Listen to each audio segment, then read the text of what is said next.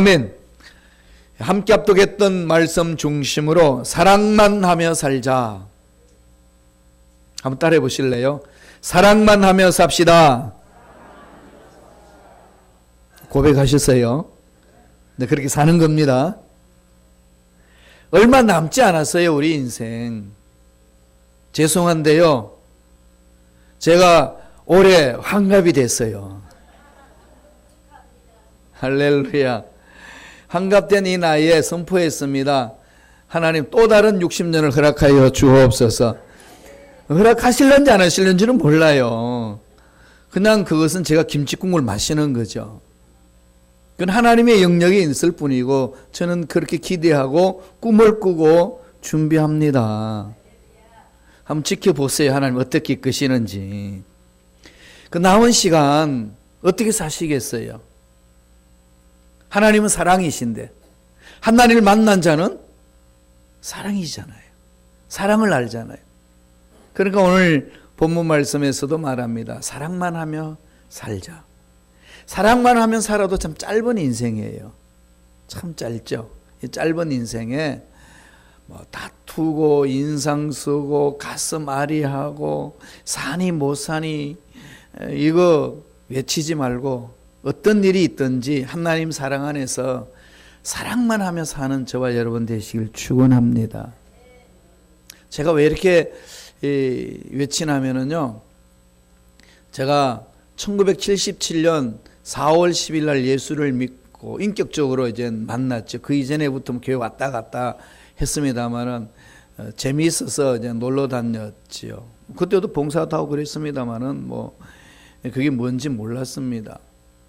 근데 예수를 믿고 나서 주님을 만나니까 바라보는 눈이 이제 달라지고 삶의 스타일이 달라지겠습니다. 그러다가 보니까 참 좋지 못한 모습들이 많이 눈에 들어왔어요. 어른들이 이렇게 싸우는 모습을 많이 봤습니다. 직분들 다 받으신 분들인데 그렇게 싸우시더라고요. 욕도 잘하시고 이렇게 모함도 잘하시고. 왜 저럴까? 이게 참 이렇게 상처가 됐어요. 참 큰 상처가 되었습니다. 그런데 감사한 것은 그 싸움으로 인한 상처가 상처로 남지 않고 사명이 됐어요. 사명이. 그러면 그 사명이요, 주의 종으로 부르심을 받고 난 이후부터는 더 구체적으로 제 마음에 새겨졌습니다. 이제부터는 만나기만 해봐. 배웠어요. 사랑하고 말 거야. 부닥치기만 해봐. 사랑해 줄 거야. 그럼 마음속으로 많이 외치면서 제 마음을 다스렸습니다. 그럼 문제가 있어요. 무슨 문제냐? 사랑해야 된다. 사랑해 주고 말 거야. 그렇게 외쳤지만은 실질적으로 사랑하게 되는 것이 아니라는 겁니다. 참 힘들었어요. 그래서 갈등이 많잖아요. 결심은 쓰는데 그렇게 해주고 말겠다고 이 사명을 가지고 외치는데 막상 그렇게 실질적으로 사랑으로 베풀지 못하는 나의 연약한 모습을 바라볼 때에 참 그게 문제로다. 몸부림이 더 일어나기 시작하는 거죠. 지금도 끊임없이 그 몸부림을 치면서 하나님의 사랑을 체험하고 하나님의 사랑을 드러내야지 이러한 결심 결단이 많이 있습니다. 어떻게 우리가 하나님의 사랑을 체험하고 원수도 용서하고 사랑할 수가 있을까요? 내린 결론이 있습니다. 다른 방법이 없더라고요. 사랑이신 예수님과 친밀해지는 겁니다. 예수님과 깊은 교제를 이루어야 눈이 열리고 눈이 띄어져야 사람들 바라보는 눈이 달라진다는 겁니다. 예수님과 친밀하면 친밀할수록 나타나는 현상은 뭔가 하면은 내 속에 있는 더러운 것들을 버리게 된다는 거죠. 내 속에 있는 악한 것들을 버리게 되는 것을 많이 봅니다. 세상적인 성공에 대해서도 관심을 접고 세상적인 명예에 대해서도 버리게 되고 사람들로부터 칭찬 듣고자 하는 것도 또 사람들로부터 대접받고자 하는 것도 버려 된다는 거. 아, 버려야 되는구나. 이게 더 가슴이 오는 거죠. 그런데요, 그런 결심으로만 했던 그것이 주님과 깊어지면 깊어질수록 이게 버려야 한다가 아니라 버려지더라고요. 믿습니다 외치는 것으로 신앙생활이 아니라 믿어져야 되잖아요. 이 병이 나을 줄로 믿습니다 막 외치는데 안 믿어지면요, 밤새도록 외쳤는데도 속에서 일어나잖아요. 안 믿어지네. 안 믿어지네. 믿어져야 되는 것. 기적은요, 하나님 하신 말씀이 믿습니다 외치면서 일어나는 게 아니고 믿어져요. 어느 순간에 그게 그냥 믿어지는 겁니다. 삭개오가 예수님을 집 안으로 모셔드리고 나서 예수님은 삭개오에 대해서 아무 말씀도 안 하고 내가 너의 집에 유하겠다고 말씀하시니까 삭개오가 감동을 받고 예수님이 하시는 모든 말씀이 믿어지니까 자기 호주머니를 그냥 엽니다. 토색한 게 있으면 내가 다 갚겠습니다. 가난한 자들에게 내가 창고를 열어서 다 도와주겠습니다. 달라지는 거죠. 하나님이 만져주시면 되거든요. 예수님이 십자가 지시기 전에 예루살렘 입성하려고 이제 제자들에게 훈련시키고 제자들에게 명령합니다. 예루살렘 입성하려면은 뭘 타고 가야 되나요? 나귀를 타고 가야 되잖아요. 그럼 그렇게 예언해 놓으셨고, 그래서 나귀를 타고 가기 예언대로 나귀를 타고 가려고 나귀가 없습니다. 그 주님이 제자들에게 합니다. 그 지역 모퉁이에 가게 되면은 나귀가 매여 있다. 풀어라. 주인이 뭐라고 그러면 어떻게 합니까? 그랬더니 주님이 말씀합니다. 이런 말을 해라. 주께서 서시겠다 하라. 그러면 풀리리라. 이건 우리 신앙생활의 핵심이 되어야 된다는 거죠. 주님이 서시면 풀립니다. 질병 때문에 일을 못하겠고, 물질이 어려워서 못하겠고, 앞길이 막혀서 못하겠고, 연약해서 못하겠다. 그런 상황 속에 주님이 서시면 풀어집니다. 병든 육체, 그것 때문에 하나님 일을 못하는 나에게 하나님은 일을 시키시려고 하시는 일이 계획 있고 뜻이 있으면 일을 시키기 위해서 내 병을 풀어줍니다. 고쳐주시는 거죠. 외치셔야 됩니다. 하나님께 쓰임받기 위해서 나는 일하리라. 하나님 쓰임받기 위해서 돈을 벌리라. 하나님 쓰임받기 위해서 공부하리라. 하나님이 쓰시면은 막혔던 모든 문제들은 풀려집니다. 이게 주님이 가르쳐 주신 핵심이죠. 만나면은 눈이 뜨여지는 것이고, 하나님이 쓰시겠다고 하시면은 도저히 인간적으로 풀지 못하는 그 문제들이 풀려지는 역사가 일어나는 겁니다. 어린아이 때 열심히 갖고 놀고 중요하게 생각했던 장난감들 어른 되면 어떻게 되지요? 버리잖아요. 그 속에 매지 않습니다. 하나님과 깊은 관계를 맺어나가면은 내가 못했고 얽매였던 것들이 풀려지는 역사가 일어납니다.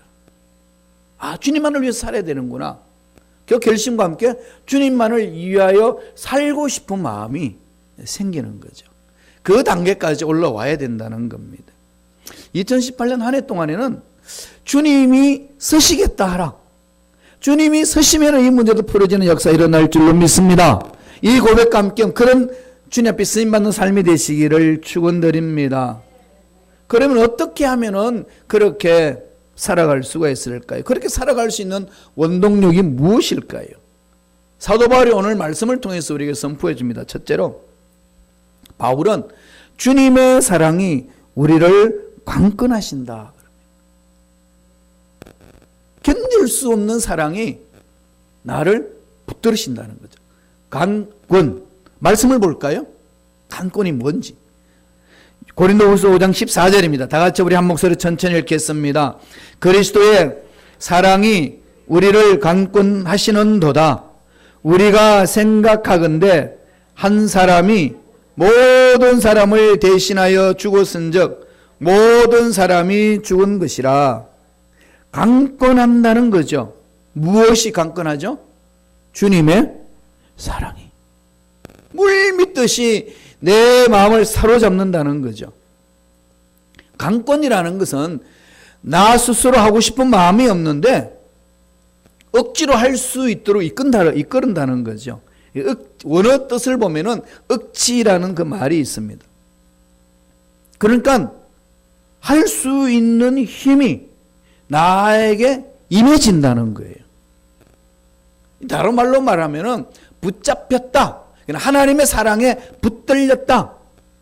이렇게도 번역을 합니다.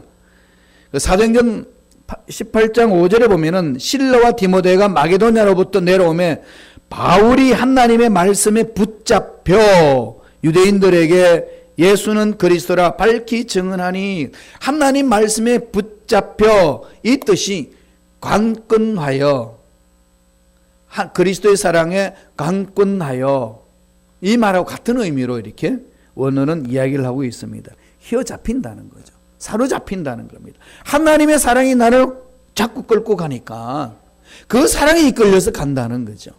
그 사랑을 맛보고 나니까 바울이 말씀을 전해가지고 어떤 어려운 상황에 처한다 할지라도 그 어려운 상황 때문에 뒤로 물러서는 일이 없다는 겁니다.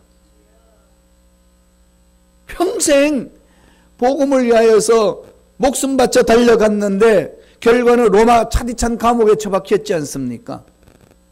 그 상황 속에 불평, 불만이, 짜증이 나올 만도 한데 바울 입에는 그런 말이 나오지 않습니다. 오히려 로마 감옥 바깥에 있는 사람들에게 외치시기를 뭐라 그러죠? 기뻐하라. 자기의 속에 기쁨이 너무 넘친다는 거예요.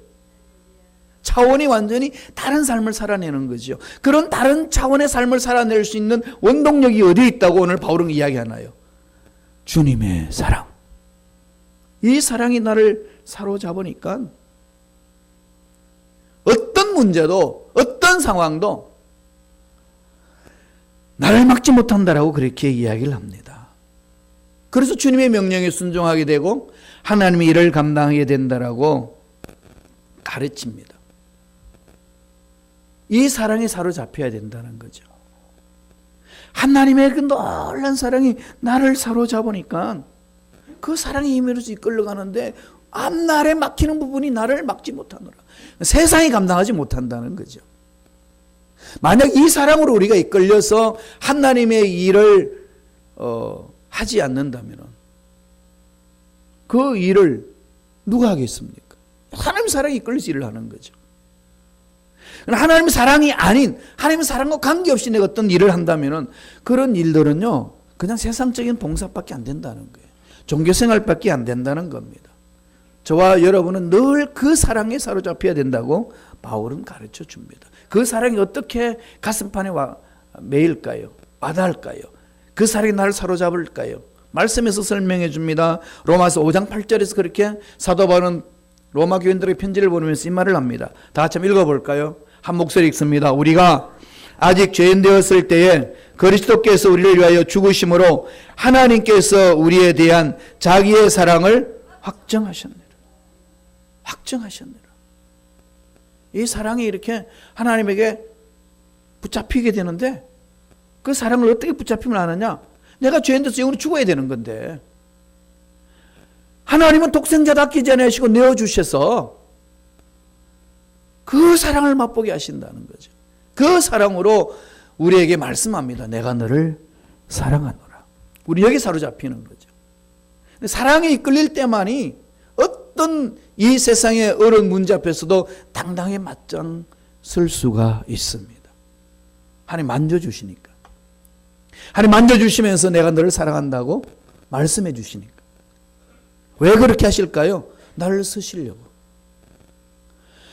생활하다 보면요 막히는 일들 많이 있잖아요. 물질이 어려워서 일을 못하고, 육체에 질병이 들어서 일을 못하고, 사업에 여러 어려운 상황이 있어서 일을 못하고, 그런 것이 많이 있는데 하나님이 쓰시면 그걸 풀어주신다는 거죠. 주께서 쓰시겠다 하라. 여러분 사업을 하실 때 늘 그렇게 하세요. 주님이 쓰시는 사업이 되기를 원합니다. 주님이 쓰시는 직장생활 되기를 원합니다. 주님 앞에 쓰임받기 위해서 돈을 모으겠습니다. 그럴 때 돈이 모인다는 거죠. 한번 자신들을 돌아보세요. 우주 만물을 창조하신 하나님이 쓰시기 위해서 마음을 먹으시면은 쓰임받기 위해서는 연약한 육체 고치신다는 거죠. 어떤 암이 있단다 할지라도, 어떤 불치병이 있단다 할지라도 하나님 쓰시겠다면 푸신다는 겁니다. 그렇게 하나님의 사랑에 사로잡힐 때에 그 사랑의 힘에 이끌려서 일을 감당하니까 막힌 것도 뚫리고 병든 것도 치유받는 놀라운 역사가 일어납니다. 하늘 문을 여셔서 푸시면은요, 이로 말할 수 없습니다. 하나님 쓰시려니까 푸시더라고요. 제가 독일 가서 공부할 때에 여러 가지 많이 막혔습니다. 제 나이를 따져보면 92년 1월 19일 날 독일로 들어갔어요.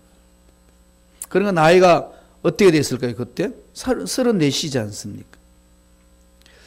거기 가서 독일어를 공부를 해야 됩니다. 미국으로 오려다가 미국에서 공부하기는 너무 학비가 비쌌어. 도저히 그 생활 상황 속에서는 하기 어려워서 방향을 틀었습니다. 독일로. 거기는 학비가 없어요. 먹고 살기만 하면 되면 잘 아시다시피. 학교에서 입학 허가서만 넣으면 다 국비 장학생이 됩니다. 독일 학생들하고 동일하게 대우해 줍니다. 그래서 입학 허가서를 받고 들어갔어요. 가보니까 까마득하더라고요. 시험이라는 시험은 답을 겁니다.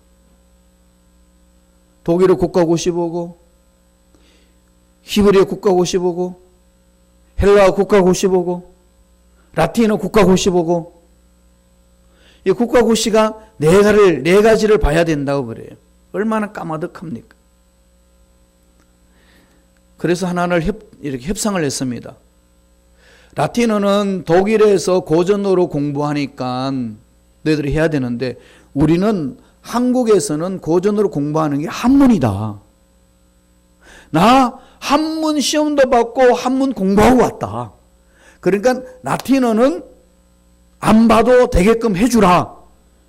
그랬더니 학교 당국에서 답장이 왔습니다. 한국 돌아가라.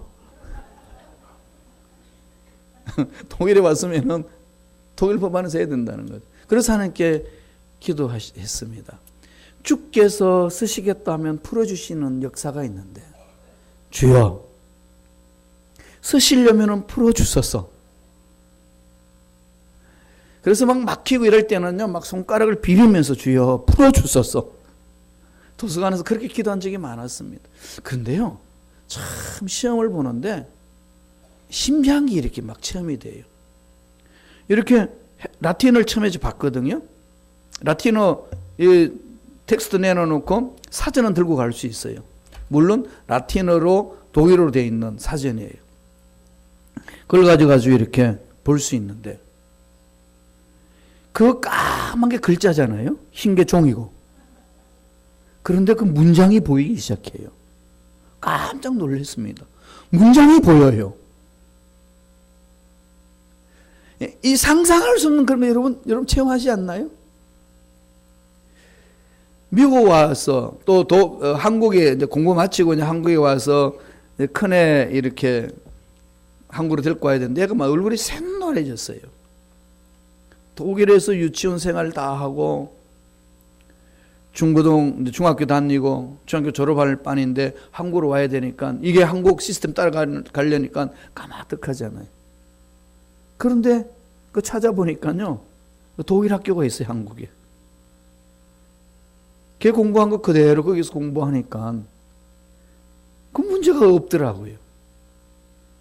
그리고 거기는 10학년밖에 없는데 독일은 13학년 제도예요.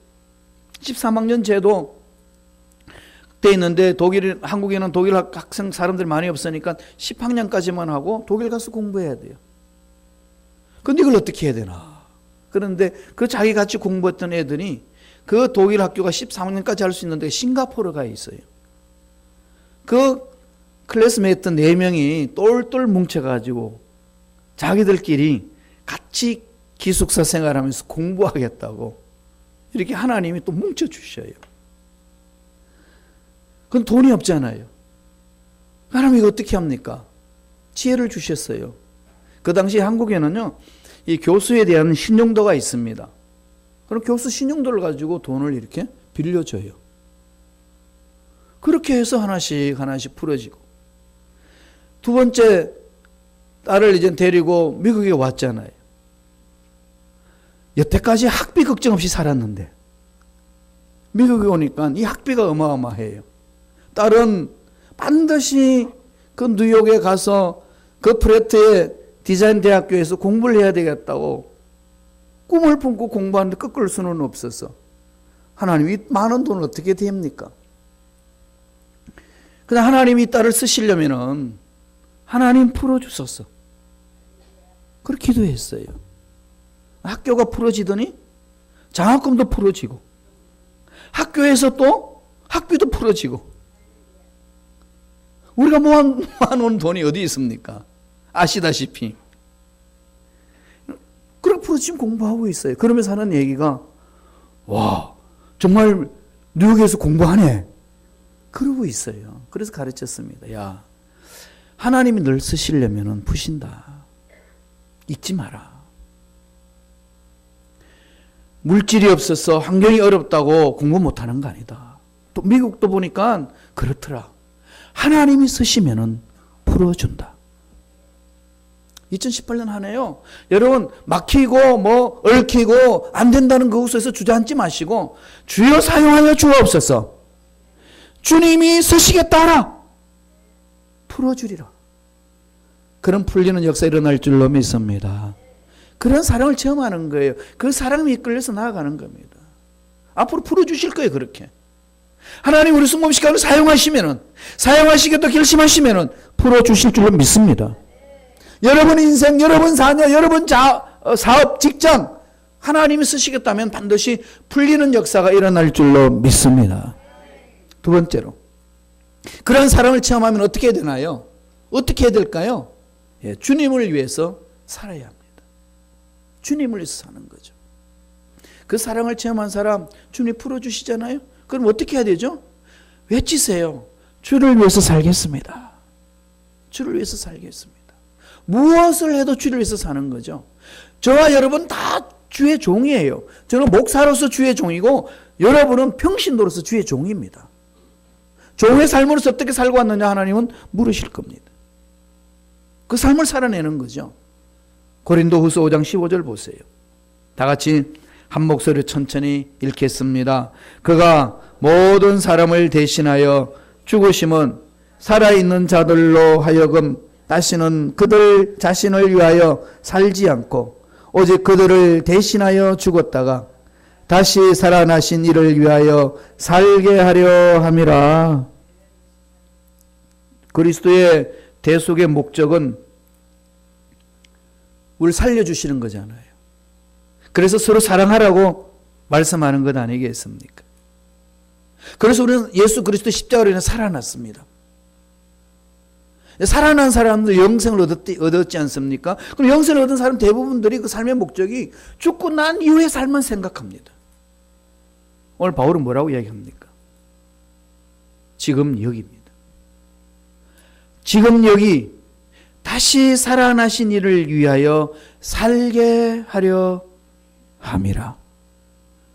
궁극적으로 하나님 앞에 가서 칭찬 듣고 천국에 영원히 사는 그것이 우리의 목적인데, 그 목적이 지상에 살고 있는 이 삶에 있어서 어떻게 적용이 돼야 될까요?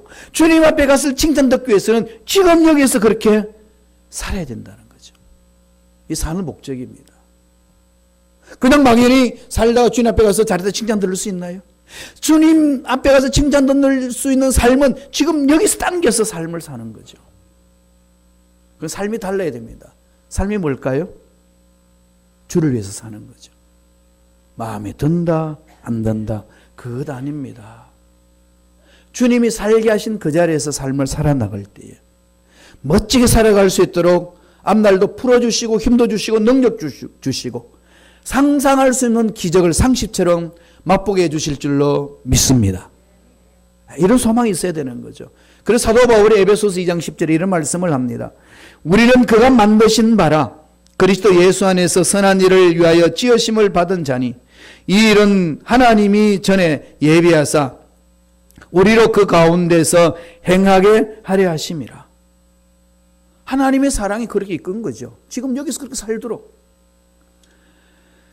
이민생활 하시면서 이민교회 신앙생활 해나갈 때에 참 마음들이 이렇게 많이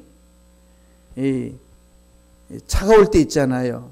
짜증이 날 때도 많이 있고 가까울 때도 많이 있잖아요.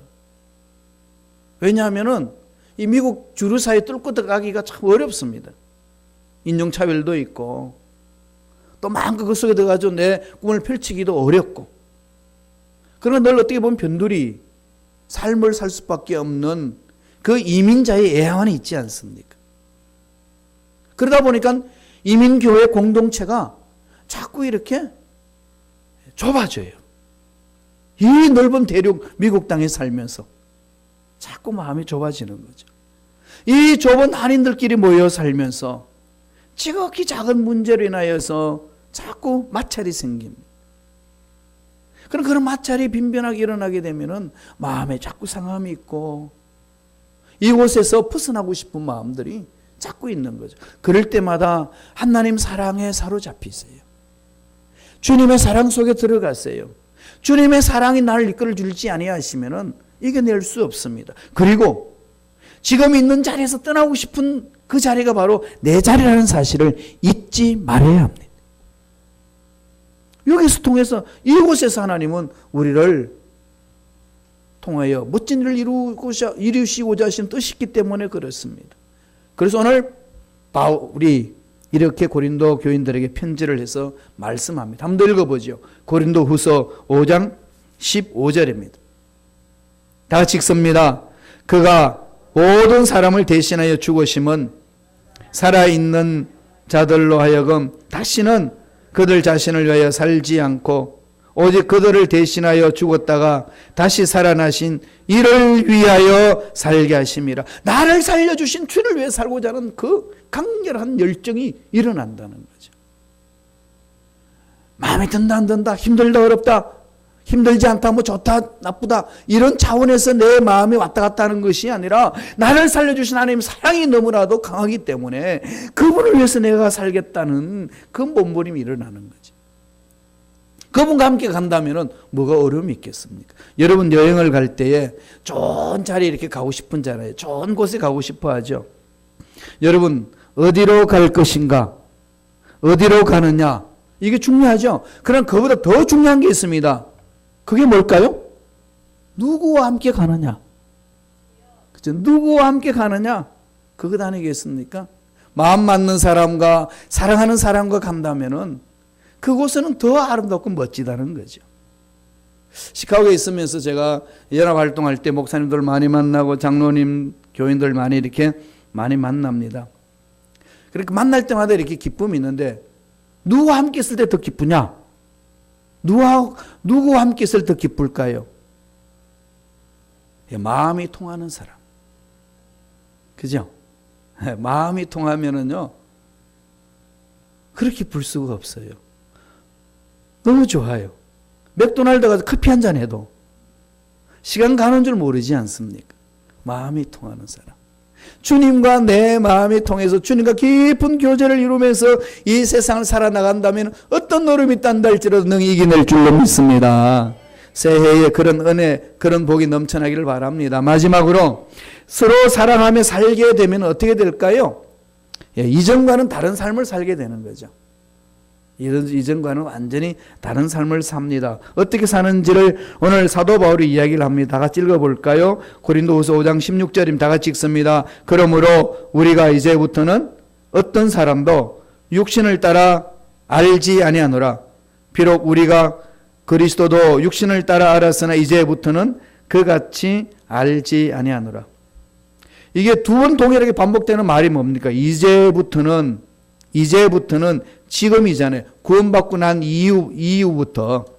이전에는 육신 따라 사람을 평가했습니다. 자기 가치관을 가지고 사람을 평가하고 정죄하기도 하고 이렇다 저렇다 말을 했는데 예수님의 관건적인 그 사랑을 체험하고 나니까 바라보는 눈이 달라진다는 거죠. 바라보는 눈이 달라지니까 삶이 달라집니다. 말이 달라집니다. 사람들 관계를 대하는 것도 달라집니다.